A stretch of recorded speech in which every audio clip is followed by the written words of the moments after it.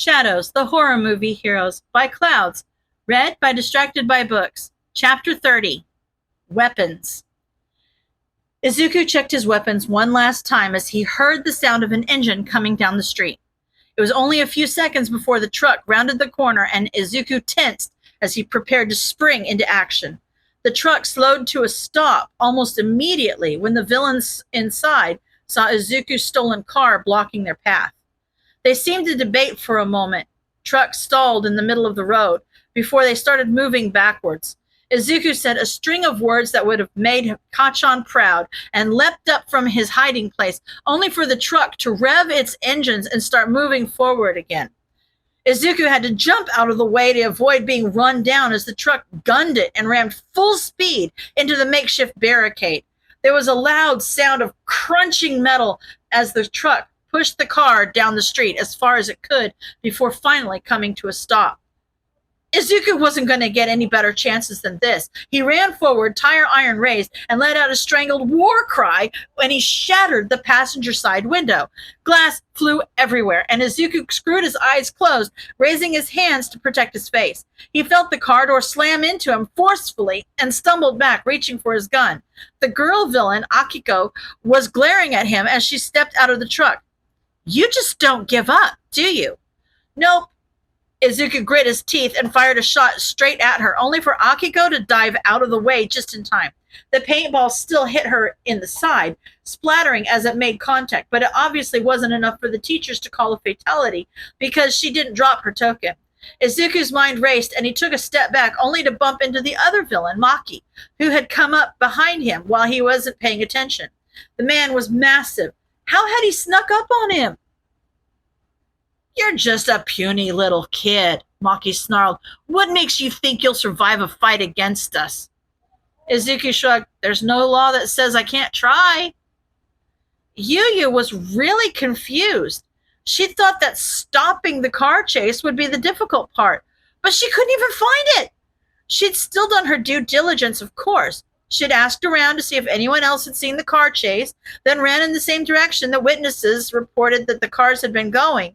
But she still hadn't had any luck finding either of them. Either one car had caught up to the other, or they both had simultaneously decided that they were tired of chasing each other around the city because, so far as Yu could see, there were no disturbances anywhere. That was until she heard a giant crash. The sound of it reverberated through the streets and Yu took off running. Of course the car chase would end in an accident.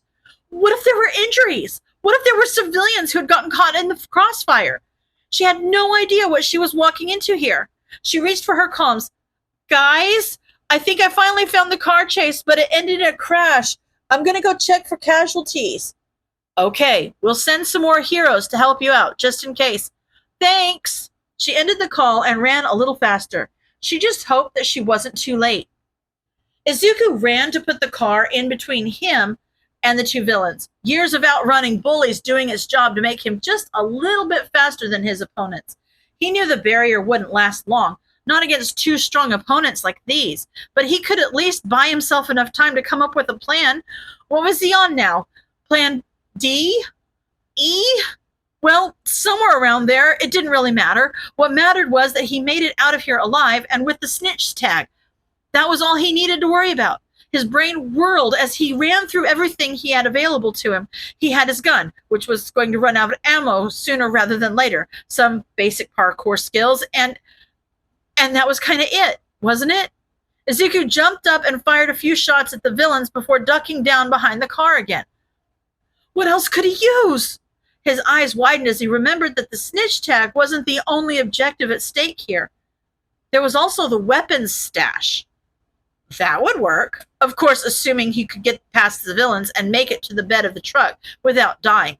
Well, it was the best option he had at the moment, so Izuku was going to take it. He steeled his courage for a moment, abandoning his hiding place and sliding across the hood of the car. He shot as he ran, knowing that few, if any, of his paintballs would reach their target. But his goal wasn't to hit them right now. It was to distract them long enough for him to reach the weapons stash. Maki grabbed at him, but Izuku ducked down out of the way just in time, using their height difference to his advantage. Sometimes it was good to be short. He grabbed the side of the truck bed and used it to pull himself up, flattening himself onto the floor to avoid a hailstorm of bullets above him. You know that's not going to hide you for long, Akiko yelled. You really suck at hide and seek. Yeah, that's what my bully said too. Izuku shot back, rolling over flat on his stomach as he searched for something that he could use. The first thing he got his hands on was a machine gun, and he raised himself to his knees, not even bothering to aim as he prayed to Nedzu that the thing was loaded. It was. Red paint splattered across the alley as both the villains were forced to drop to the ground to avoid getting hit. When he ran out of ammo, Izuku ducked back into the truck and grabbed another gun, aiming more carefully this time. Akiko and Maki had both jumped up and were trying to run for cover, but Izuku was playing a villain right now. Shooting people in the back was just part of the job description. Izuku grinned when both villains stopped in their tracks, slowly turned around with shocked glares as both of them took out their tokens and dropped them to the ground. He'd done it! He'd actually won! He heard footsteps running toward him and jerked his head up to see one of the hero students running toward him. Hey! I heard a crash. Is anyone hurt? The student stopped in her tracks, eyes widening as she took in the scene, and Izuku saw her reach up to activate her comms. Guys, I think I'm going to need some more backup here. Izuku shot her in the chest before she even finished the sentence. Yu Yu Haya, you are now deceased. Please drop your token and wait for ectoplasm to come retrieve you. Yu Yu's jaw dropped, and she numbly took her token out of the pocket of her uniform. It fell to the ground with a clatter, but the kid who just killed her didn't even seem to care. He threw aside his gun, jumped out of the bed of the truck, and ran up to the two villains who were splattered with red paint just like her. Where is it? Can't tell you. The female villain snarked. We're dead, remember? Right. The kid facepalmed and hurried to the truck. The door was already open, and Yu Yu watched him rummage around inside for a moment before he cheered and pulled something out of the glove compartment. Got it! He froze and listened for a moment, prompting Yu Yu to do the same. She could hear footsteps pounding toward them and familiar voices shouting her name.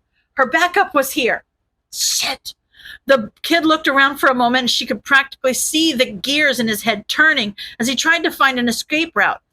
He wouldn't be able to get away with this, though.